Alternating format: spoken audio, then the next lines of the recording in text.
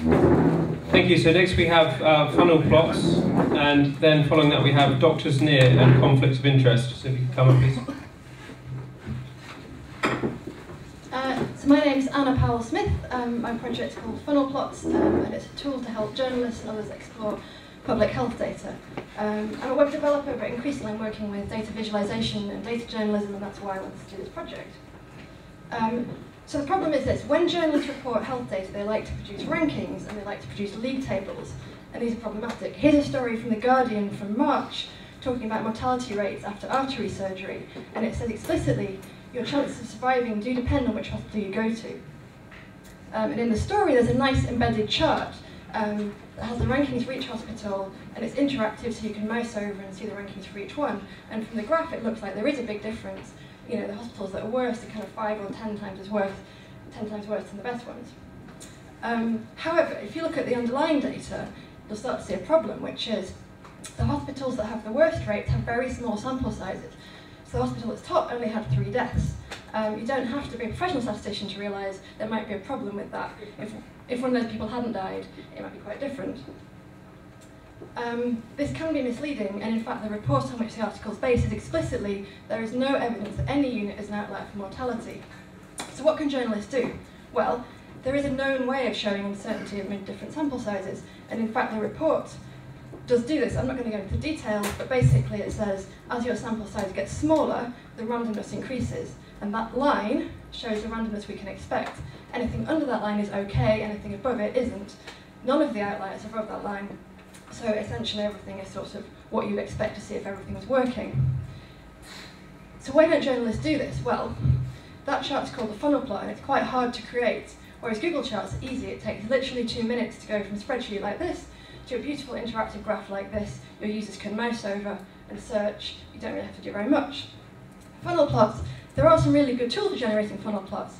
The Association of Public Health Observatories does some Excel tools.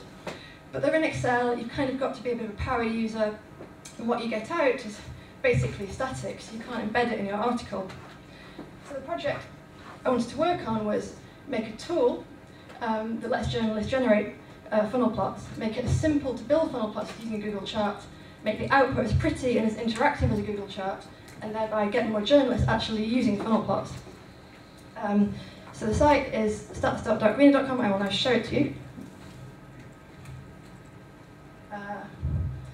Basically, it's kind of alpha at the moment, but you can upload a CSV file. You can look at some GP referral rates.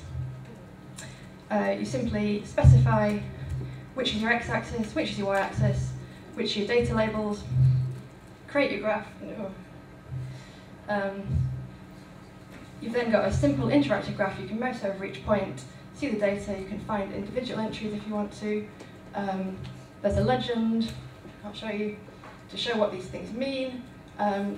Eventually you'll be able to embed the chart very easily by copying some code. The project's all on GitHub. The challenges are going to be making sure it's rigorous, because at the moment I haven't got a statistician to look at the data, so there's a big warning at the bottom. Making it work on different platforms, and crucially, presenting this chart so it's easy for users who don't know what a funnel plot is to look at it and understand what it means. But yeah, that's the project.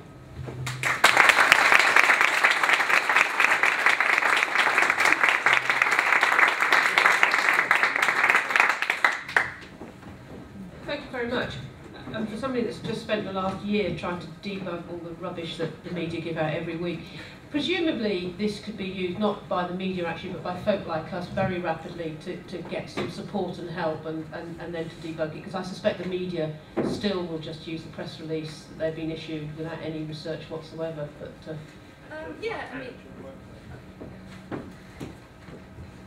I think some journalists will use it, and hopefully making it easier will mean that more journalists do use it. Well, I think the data board might use it, but yes, I mean, anyone can use it for anything. It doesn't actually have to be health data. You know, any data where you've got different sample sizes you want to compare. So the government produces rankings for schools, for example. You've got schools of different sizes, so it could be used for that too. lovely. Thank you.